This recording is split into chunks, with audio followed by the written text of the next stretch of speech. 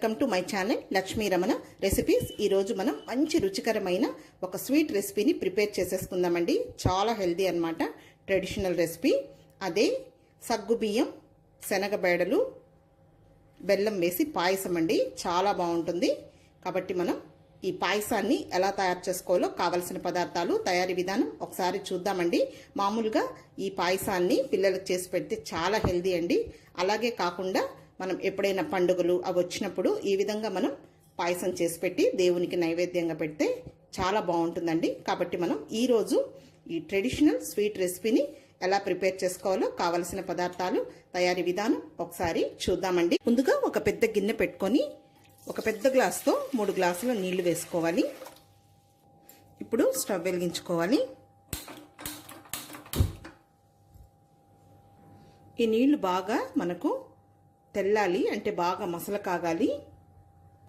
చూడండి, నీళ్లు బాగా తెలుతున్నాయి, తెల్లడం స్టార్ట్ అయ్యాయి. ఇక్కడ నేను ఒక మీడియం సైజ్ కప్పు సగ్గు బియ్యంని ఒక 1 అవర్ ముందు నానబెట్టి పెట్టానండి. మనం ఈ విధంగా నానబెట్టుకొని పాయసం చేసామంటే త్వరగా ఉడికిపోతాయి ఈ సగ్గు బియ్యము. ఇవి ఒక 100 గ్రాముల సగ్గు బియ్యం ఉంటే అవి ఇందులో వేసేసుకుందాము. అలాగే ఒక 3 టేబుల్ స్పూన్ల పచ్చిశనగపప్పును కూడా ఆ సగ్గు బియ్యం నానబెట్టినప్పుడే, అంటే 1 గంట ముందే ఒకసారి వాష్ చేసేసుకొని వీటిని కూడా నానబెట్టాలి. అవి కూడా ఇందులో వేసేసుకోవాలి. ఇప్పుడు ఒకసారి కలుపుకొని వీటిని మనం పొంగకుండా మధ్య మధ్యలో కలుపుకుంటూ ఉడికించుకోవాలి.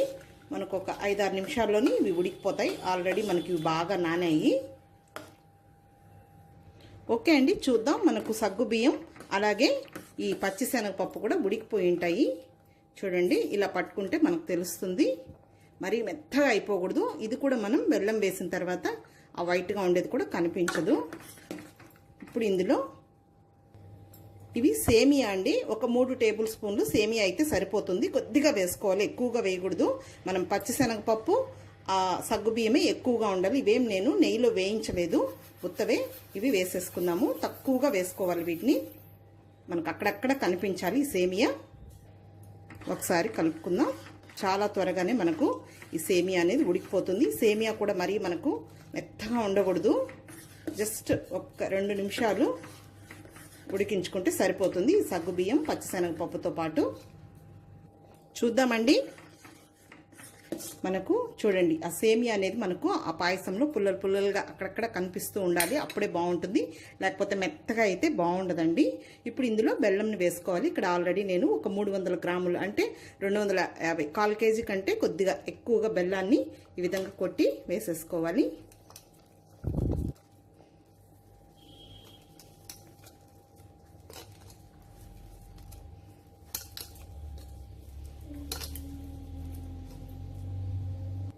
ఇప్పుడు ఒకసారి కలుపుకోవాలి. ఇప్పుడు మనం బెల్లం వేసిన తర్వాత ఈజీగా అడుగంటిపోతుంది. అప్పుడు పాయసం మనకు టేస్ట్ అని అనిపించదు.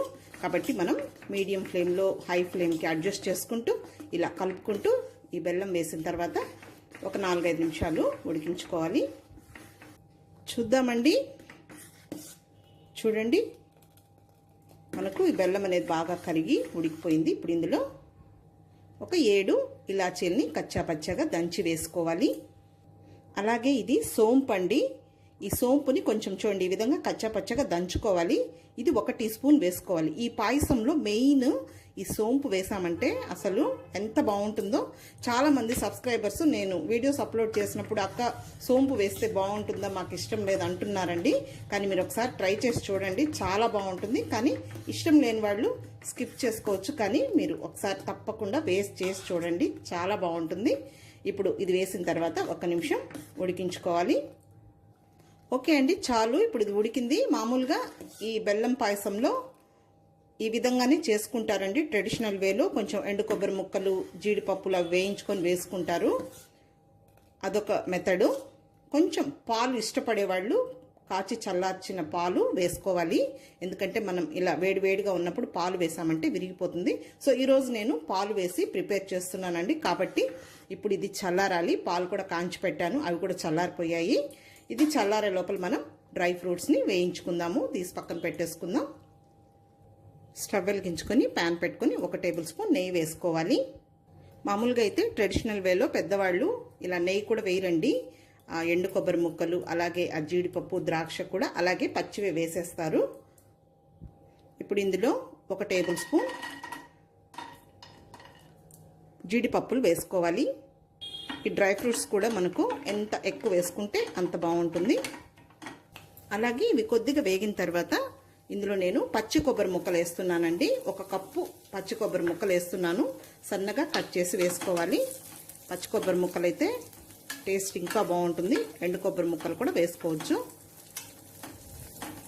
ఇప్పుడు చివరగా 1 టేబుల్ స్పూన్ ఎండు ద్రాక్షను కూడా వేసుకోవాలి. ఇవన్నీ కూడా మనం మీడియం ఫ్లేమ్లోనే ఫ్రై చేసుకోవాలి. చాలండి, స్టవ్ ఆఫ్ చేసేసుకుందాం. ఇది స్టీల్ కాబట్టి వేడిగా ఉంటుంది, మళ్ళీ కూడా కలర్ వచ్చేస్తాయి.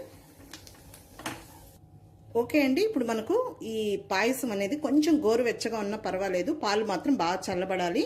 ఇక్కడ నేను ఈ పాలు కాచి చల్లార్చి పెట్టాను. అవి 1 పావు లీటర్ వేస్తున్నాను. 1 పెద్ద గ్లాస్ పాలు వేస్తున్నాను. ఇప్పుడు కలిపేసుకుందాం. ఇంకేం మనం ఉడికించాల్సిన అవసరం లేదు. చూడండి, మనకు ఆ సగ్గు బియ్యం కూడా చూడండి ఎంత బాగా వచ్చేసాయో, గుండు గుండుగా. ఇంకా కూడా పెద్ద సగ్గు బియ్యం ఉంటాయండి, వాటితో కూడా చేసుకోవచ్చు, బాగుంటుంది. తర్వాత వేయించి పెట్టుకున్న ఈ డ్రై ఫ్రూట్స్ని వేసేసుకుందాం. ఇంకేం నెయ్యి అవసరం లేదు, ఇందులో ఉన్న నెయ్యే సరిపోతుంది. అంతే అండి, ఒకసారి కలుపుకుందాం. మామూలుగా మనం పాలు వేసుకోకుండా చేసుకుంటే వేడి వేడిగా ఇంకా పలుసగా కూడా బాగుంటుంది ఈ పాయసం అనేది. ఇప్పుడు ఇది మనకు చల్లారిన తర్వాత కూడా గట్టిగా అయిపోతుంది, అలా కూడా బాగుంటుంది. ఇలాంటి పాయసాలు వేడిగా తిన్నా బాగుంటాయి, అలాగే చల్లగా తిన్నా కూడా బాగుంటాయి. అంతే అండి, చూసారు కదా, మనం సగ్గు బియ్యం, శనగబేడలు, అలాగే కొంచెం సేమియా వేసుకొని, బెల్లం వేసుకొని, పాలు వేసుకొని హెల్దీగా పాయసాన్ని ఎలా ప్రిపేర్ చేసుకున్నామో, మామూలుగా పిల్లలకి ఈ విధంగా మనం అప్పుడప్పుడు చేసి పెట్టచ్చు హెల్దీగా. అలాగే మనం పండుగలు అలాంటివి వచ్చినప్పుడు కూడా ఈ విధంగా మనం చేసి దేవునికి నైవేద్యంగా పెట్టచ్చండి. కాబట్టి చూసారు కదా అండి, మనం ఎలా ప్రిపేర్ చేసుకున్నామో. మనం ఇది ఫ్రిడ్జ్లో పెట్టుకొని ఒక 2-3 రోజులు కూడా తినచ్చండి. చల్లగా తిన్నా కూడా బాగుంటుంది, లేదు మనం వేడి చేసుకొని కూడా తినచ్చు. కాబట్టి తప్పకుండా ట్రై చేయండి ఈ పాయసాన్ని. చాలా హెల్దీ అనమాట, టేస్ట్ కూడా ఎక్సలెంట్గా ఉంటుంది.